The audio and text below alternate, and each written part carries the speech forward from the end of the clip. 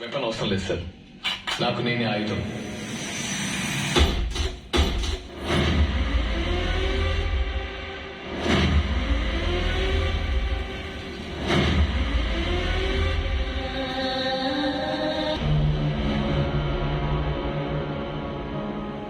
System మొత్తం ఎలా ఉన్నా మీరు ఎంత నిజాయితీగా ఉన్నారనేది మీ ఇండివిజువల్ క్యారెక్టర్ బట్టి డిపెండ్ అయి ఉంటుంది.